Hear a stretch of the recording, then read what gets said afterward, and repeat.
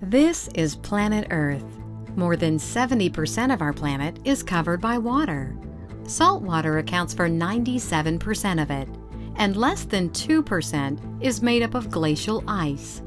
Fresh water totals a little over 1%. Clean, safe, fresh water is one of our planet's most precious resources.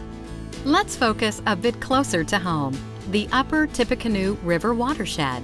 In simple terms, a watershed is a land area from which water drains to a given point. Water from the Tippecanoe River makes its way into the Wabash, Ohio, and Mississippi rivers, eventually reaching the Gulf of Mexico. The Upper Tippecanoe River Watershed spans parts of Kosciuszko, Whitley, and Noble counties in Indiana, and includes the Barbie chain of lakes, Tippecanoe, Webster, Crooked, Loon, and more than 35 other lakes. Northern Indiana is blessed with over 500 beautiful natural lakes. Lakes provide outlets for adventure and exploration, rejuvenation and tranquility, for families and friends of all ages. And lakes create traditions and memories that are lovingly passed down from generation to generation. I was 6 years old, so if you have any math, take 98 and subtract 6, and you'll get 92 years. So I've been here practically all my life. The compassion that the lake provides, I want this to continue, not only for my children, my great-grandchildren, and their children, trying to preserve it as much as it's possible. There have been a lot of changes that we can't change, but we can try to save as much as we can and to make it better. And that's going to take time, money, contributions, dedication, hard work. In addition to wonderful family memories, the lakes are also important to businesses and the local economy. But the future of our lakes is in danger if we don't protect the water quality now. I would say that the two major threats to our lakes, the two most important threats to our local lakes here, are going to be excess sediments coming in and also excess nutrients. Now when we say nutrients, it's primarily going to be phosphorus that we're concerned with. Those nutrients are going to cause a lot of extra plant growth in the lakes, which will then settle to the bottom. Decomposition will use up a lot of oxygen, so that's going to cause problems for fish. Also, that extra phosphorus is going to cause a lot of plant growth, which can impede water sports such as skiing in the lake, with all those nuisance weeds growing everywhere. Water pollution is simply a series of cause and effect chain reactions. Pollutants include farm and lawn fertilizers containing phosphorus, pathogens from poorly maintained septic systems and waterfowl droppings, soil erosion from construction sites, and collapsing stream banks.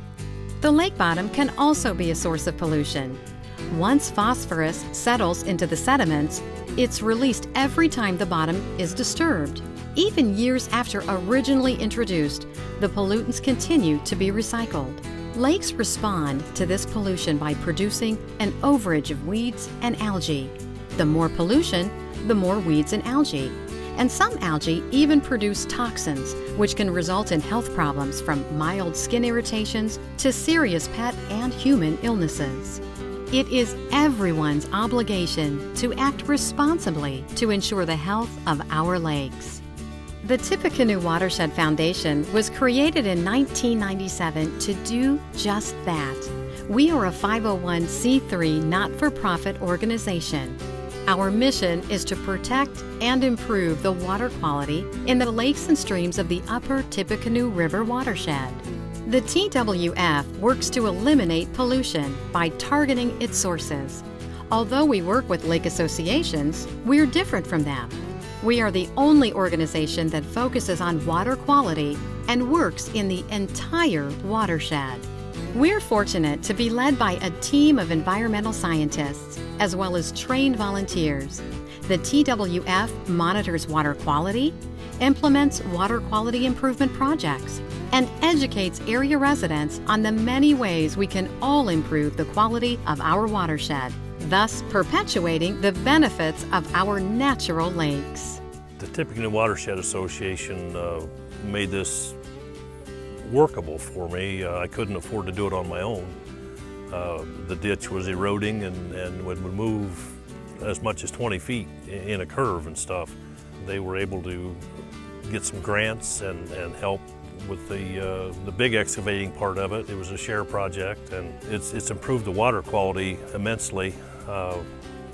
In a big rain, it stays within the banks, and then within a day, it's clear and good quality water again. And I know that by stopping that sediment here and letting it settle, that the lakes are benefiting from it because it doesn't move on through the system. I've been fortunate. I've been able to live on the farm, and you know, I was born and raised on a farm. It's very important to me that the future generations see and have a place that they're welcome to come and be able to enjoy what I enjoy every night. I take a ride back through here every night and look at it. So it is important. Everybody should feel that way. In the Upper Tippecanoe River watershed alone, the DNR, lake associations, and local residents are collectively spending over $200,000 per year on chemical treatments targeting weeds and algae. And that's not all. In the past 5 years, more than $620,000 have been spent on dredging sediment out of our local lakes. While these projects are beneficial in the short term, they don't impact the root of the problem. Until we eliminate the causes of pollution at all its sources, these issues will continue year after year, and the problems will get even worse. The Tippecanoe Watershed really is worth protecting, and not only is your participation important, it's easy. It's time to act.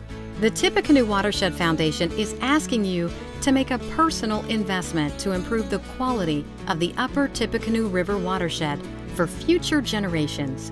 Step by step, we can all attack this problem. Together, there are a variety of actions we can take to improve the water quality in our watershed, such as practice lake-friendly lawn care by using phosphorus-free lawn fertilizer or no fertilizer at all.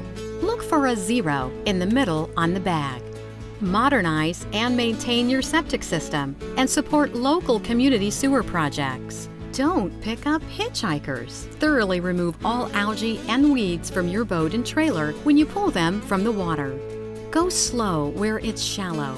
Stirring up sediment introduces phosphorus back into the water, providing food for algae and nuisance weeds. Discourage swans, geese, and ducks from your private property by planting native vegetation along the shore. And don't feed our feathered friends. Swans and geese produce up to 2 pounds of droppings per bird per day. Maintain natural lake shores to reduce reflective wave action. If a seawall is required, use fieldstone instead of or in front of concrete walls. These are examples of actions that you can take today, but some solutions require TWF's help.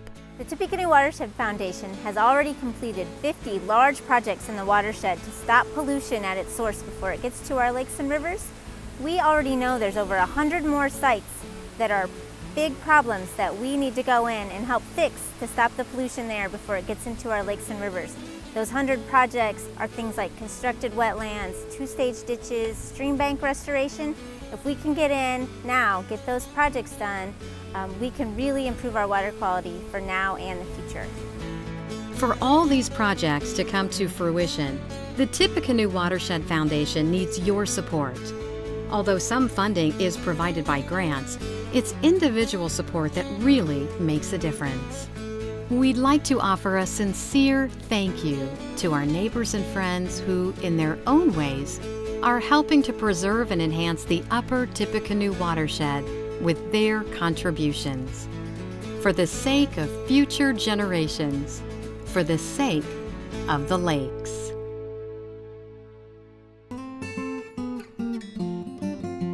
What is a watershed? Hey, do you know?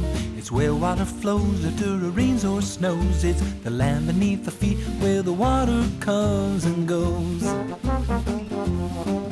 A watershed is here and there all around. Starts on higher ground, then it runs on down. It's upstream, downstream, wherever our neighbors are found. And water's where it all begins. starts as a trickle, then grows real big. From tributary streams, rivers and lakes, ends up in a mouth. That's what the naturalists say. Well, what is a watershed? Hey, do you know? It's where water flows after it rains or snows. It's the land beneath the feet where the water comes and goes.